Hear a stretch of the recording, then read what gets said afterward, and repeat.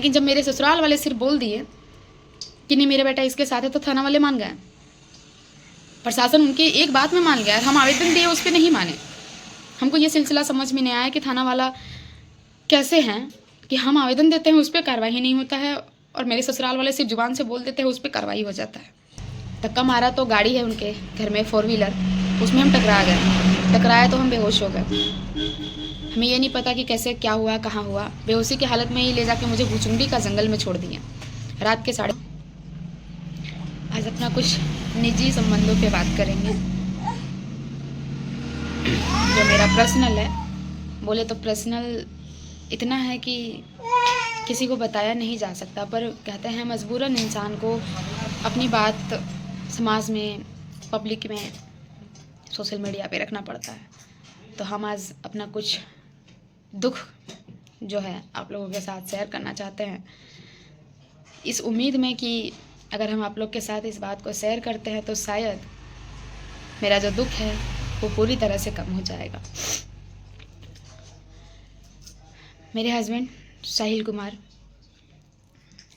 गुला के रहने वाले, संग्रामपुर पंचायत। उनके बाबूजी लक्ष्मण महतो, और मेरा मायका चितरपुर रजरप्पा थाना क्षेत्र, बड़की पूना। मेरी एक 1 साल की बेटी है जिसे मेरे घर वाले रखना नहीं चाहते और ना ही मुझे रखना चाहते हैं। कहते हैं कि तुम दहेज लेके नहीं आई है, तुम तिलक लेके नहीं आई है। और अब ऐसा है कि मेरे हस्बैंड भी नहीं रखना चाहते हैं। कहते हैं कि माँ बाप जैसा कहेंगे हम वैसा करेंगे। ये सिलसिला पहले से नहीं था, ये तब से शुरू हुआ जब मेरी बेटी 8 महीने की थी।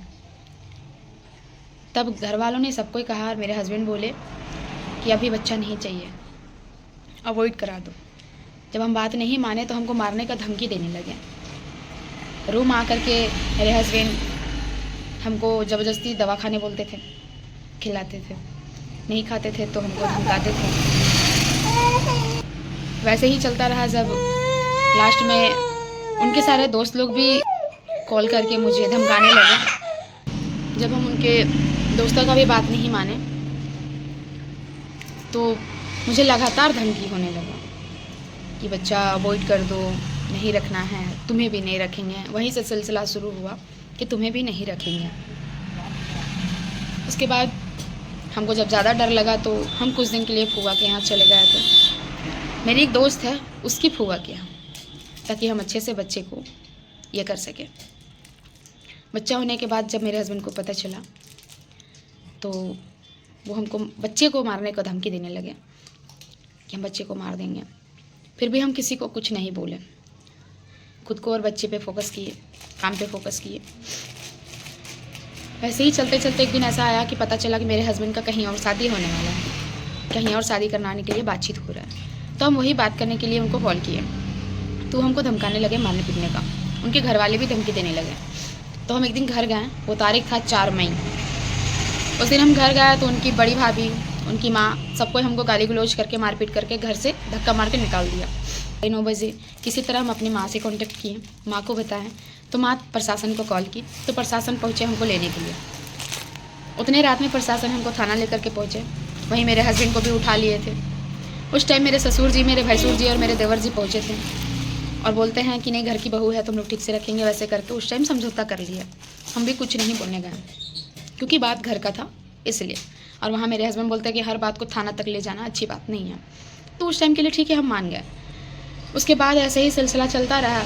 हम थाना जाते रहे, आवेदन देते रहे। मेरे आवेदन पे कोई काम नहीं होने लगा। मेरा लोकल थाना क्षेत्र पड़ता है रजरप्पा, तो हम गए। हम अपना कोई भी आवेदन वहाँ देते हैं तो मेरे आवेदन पे कार्रवाई ही नहीं होता है। फिर हम गोला थाना में आवेदन दिए, वहाँ भी कुछ नहीं। उस बीच में पंचायत बैठा, दोनों गांव के मुखिया, सरपंच और भी सेविका लोग बैठे थे, पर पंचायत में भी कुछ नहीं हुआ। उस टाइम पे भी हमको धमकाया गया, ये और अपना बच्चा ही खुद संभाले, हमें कोई मतलब नहीं है। उसके बाद भी हम लगातार थाना गए, तो ना चाहते हुए भी हम, जब कहीं से हमको सपोर्ट नहीं मिला, रात में हमको घर से निकाल देते थे। भरे बरसात के टाइम पे बच्चे के साथ निकाल दिए थे। हम पूरी रात घर के बाहर थे। उस टाइम हम थाना में कॉल किए थे तो उल्टा मुझे ही डांटा गया बोलते हैं तुम्हें ही नहीं रहना आता है, ऐसा करके। लेकिन प्रशासन मेरा साथ नहीं दिया, उस टाइम पे भी प्रशासन मेरा साथ नहीं दिए। उसके बाद हम कोर्ट से केस किए, कोर्ट में हम आवेदन दिए, वही सेम आवेदन हम एसपी ऑफिस में दिए, एसपी सर के पास, लेकिन उसका भी कोई जवाब नहीं मिला। वहाँ से जब कोई जवाब नहीं मिला तो हम लास्ट में थाना गए, फिर से गए तो हमको बोलते हैं मैडम आ जाइए, कल आइए, इतने दिन बाद आइए। और जब जब हमको बुलाएं हम तब तब गए, इस उम्मीद से कि हाँ मेरे प्रति कुछ बात हो जाएगा, हाँ मेरे पक्ष में कुछ हो जाएगा, लेकिन नहीं हुआ। अचानक से पता चला 22 नवंबर को कि मेरे छोटे देवर का शादी है, लेकिन मेरे छोटे देवर के शादी के पीठ पीछे मेरे हस्बैंड का शादी करवाया जा रहा है। तो हम आवेदन देने रजरप्पा थाना पहुँचे। रजरप्पा थाना गया तो कहते हैं कि आपका थाना क्षेत्र पड़ता है गोला, आप वहाँ जाइए। जब गोला जाते हैं तो गोला वाले बोलते हैं कि आपका थाना क्षेत्र पड़ता है प्रोजेक्ट, आप वहाँ जाइए। प्रोजेक्ट वाले गोला, गोला वाले प्रोजेक्ट, ऐसे करके मेरा पूरा दिन ले लिए। लास्ट में जब नहीं हुआ तो हम एसपी ऑफिस में डायरेक्ट कॉल किए और बोले कि सर ऐसे ऐसे बात है, हम जांच पड़ताल के लिए आवेदन दिए हैं, लेकिन मेरे आवेदन पे कोई कार्रवाई नहीं हो रहा है। तब जाके 4:30 बजे शाम को एसपी ऑफिस से डायरेक्ट जब थाना में कॉल आया तो गोला थाना हमको लेकर के गया मेरे ससुराल, लेकिन हमको गाड़ी से उतारने नहीं दिए, हमको गाड़ी में ही रहने दिया और आपने जाकर के मेरे ससुराल वालों से बातचीत की। जिस टाइम पे घर में पूरी तैयारी चल रही थी शादी का, कोई नेक नियम हो रहा था, जाके पता नहीं क्या बात हुआ नहीं हुआ, मेरे ससुराल वाले डायरेक्ट थाना में बोल दिए। थाना से जो प्रशासन गए थे उनको बोल दिया कि नहीं मेरा बेटा इसी के साथ में 4 महीने से है, 4-5 महीना से। तो जिनके घर में जवान बेटा नहीं रहेगा 2 दिन के लिए भी, तो क्या घर वाले ढूंढेंगे नहीं? पर ढूंढे नहीं, घर में ठाड़-पाड़ से शादी हो रहा है और कहते हैं कि ये मेरा बेटा इन्हीं के साथ है। हम भी वही कंप्लेंट 5 महीना पहले दिए कि मेरे हस्बैंड मेरे साथ नहीं है। मेरे हस्बैंड बोले घर जा रहे हैं और कहाँ गए हैं पता नहीं, फ़ोन नहीं लग रहा है। हम जब इसका आवेदन दिए तो कार्रवाई नहीं हुई, फिर भी जांच पड़ताल नहीं हुआ। बाद में उसके 1 दिन बाद 23 नवंबर को पता चलता है कि नहीं मेरे हस्बैंड भी शादी कर लिए। आखिर ऐसा क्यों?